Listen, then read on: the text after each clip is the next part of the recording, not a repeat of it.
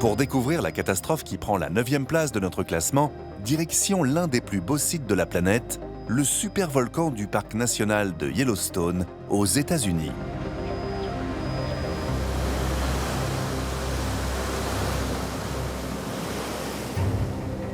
Des volcans sont localisés partout autour de la planète, là où se trouvent les lignes de faille des plaques tectoniques qui composent la surface de la Terre, ou sur des points chauds où la croûte terrestre est particulièrement mince. À ces endroits, le magma hautement pressurisé et surchauffé parvient à se frayer un chemin jusqu'à la surface. Parmi tous ces volcans, certains sont beaucoup plus gros et beaucoup plus dangereux que les autres, les supervolcans. Les scientifiques estiment que sur plus de 1000 volcans actifs dans le monde, seuls 20 sont susceptibles de provoquer ce que l'on appelle une super-éruption colossale. Le volcan Yellowstone et ses calderas connexes sont plus grands que Manhattan et couvrent près de 5000 km², un véritable monstre. Les éruptions volcaniques sont mesurées avec l'indice d'explosivité volcanique. En 1980, la puissance de l'éruption du mont St. Helens, situé dans le nord-ouest des États-Unis, était équivalente à celle de 25 000 bombes d'Hiroshima.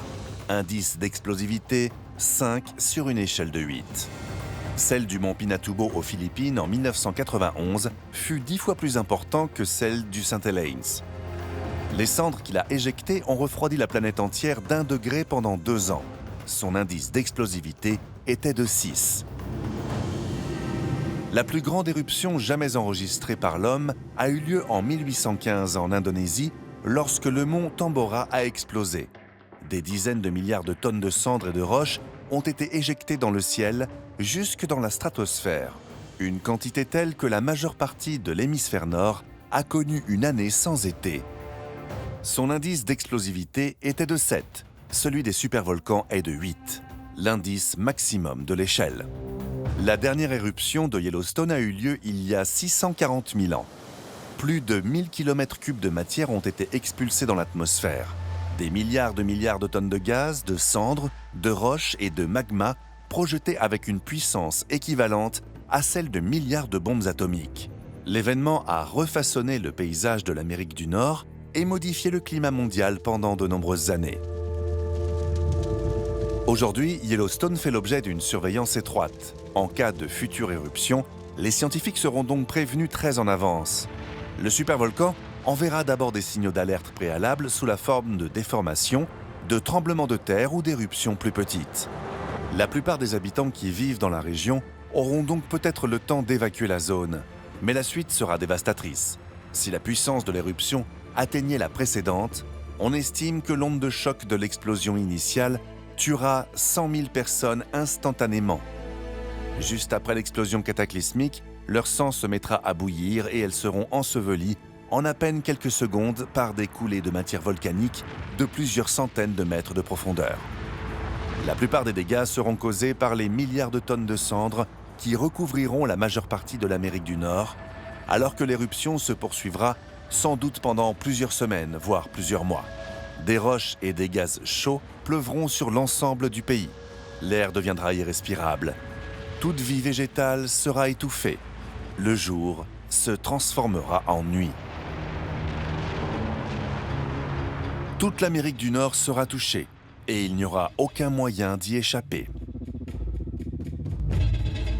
Très rapidement après l'éruption, des millions de personnes mourront à cause de la pollution de l'air, des pénuries alimentaires et du manque d'eau potable. La vie animale et végétale sera dévastée sur la majeure partie des 2 continents. Il s'agira de la plus grande catastrophe de l'histoire de l'humanité.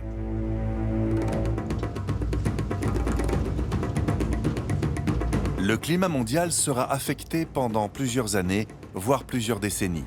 Les milliards de tonnes de cendres retomberont lentement sur la Terre, bloquant les rayons du soleil et refroidissant le climat de plusieurs degrés. La sécheresse et la famine se répandront dans le monde entier. Aucun voyage en avion ne sera possible et l'été n'existera plus pendant longtemps. La catastrophe changera intégralement nos modes de vie pendant plusieurs générations. Mais une telle éruption n'entraînera pas l'extinction de l'humanité, car Yellowstone est un petit supervolcan.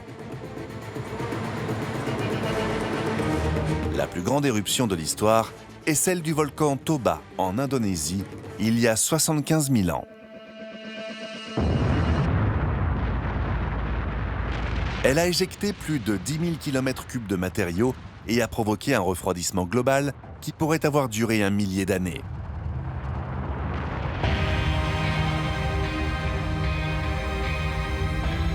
Et pourtant, malgré la catastrophe, les premiers hommes ont survécu et se sont développés. Les scientifiques sont donc convaincus qu'une super-éruption n'a pas la capacité de détruire toute vie sur Terre. Pourtant, elle arrivera un jour. Nous ne savons simplement ni où, ni quand, et surtout, quelle sera son ampleur. L'homme pourra se préparer à l'affronter, mais ne pourra rien faire pour l'arrêter. Et elle aura un impact sur la vie dans le monde entier. Entraînera la mort de millions de personnes et changera la vie de tous les habitants de la Terre. Mais la planète et l'humanité y survivront encore.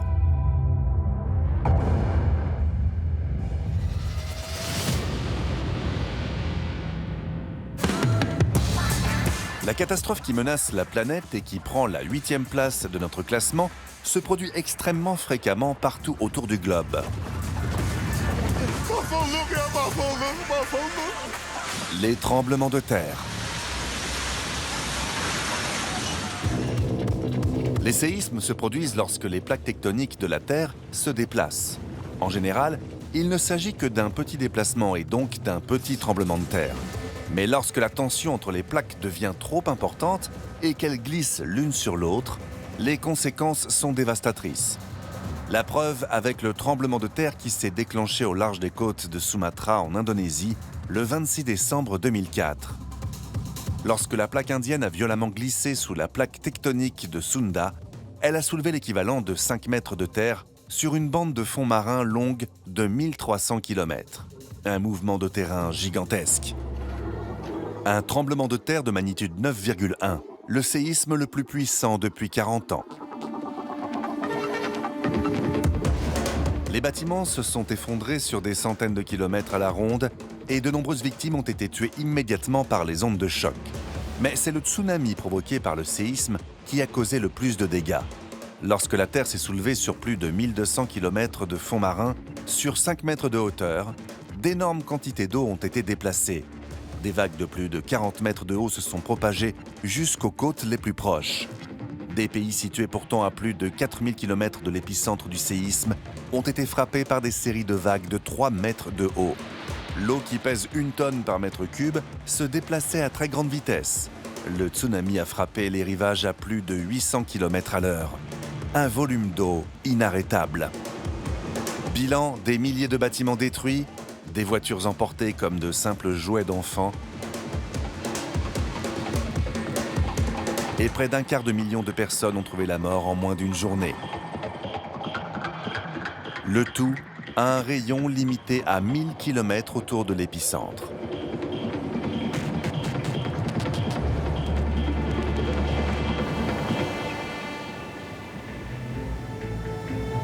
Dans l'ouest des États-Unis, si la célèbre faille de San Andreas venait à déclencher un méga-séisme, le fameux Big One, il n'aura sans doute pas d'impact grave en dehors de la Californie. Pour qu'une catastrophe planétaire se produise, il faudrait un événement beaucoup plus dramatique. L'une des possibilités, la rupture de la plaque tectonique du Pacifique. Un phénomène rare mais possible et qui s'est déjà produit à petite échelle au Mexique en 2017. Mais si un tel événement se produit à grande échelle, au centre du Pacifique, l'immense pression à laquelle est soumise la plaque de 100 millions de kilomètres carrés sera libérée dans l'océan. Des milliards de tonnes d'eau se déplaceront dans toutes les directions, créant des méga-tsunamis de plusieurs centaines de mètres de hauteur, voyageant à plusieurs centaines de kilomètres à l'heure. Le mouvement soudain de cette plaque pourra également déclencher des déplacements massifs des 7 autres qui partagent une frontière avec la plaque du Pacifique, qui pourront à leur tour déclencher des méga-séismes et des tsunamis géants. Une grande partie de la planète et de ses océans seront en mouvement en même temps, une catastrophe globale et des conséquences planétaires. Les dégâts s'étendront sur plusieurs kilomètres à l'intérieur des terres et toutes les côtes touchées seront rasées. Des milliards de tonnes de boue et de débris seront emportés vers l'intérieur des terres, ensevelissant des villes entières et polluant les réserves d'eau. La catastrophe fera des millions de victimes dans le monde entier.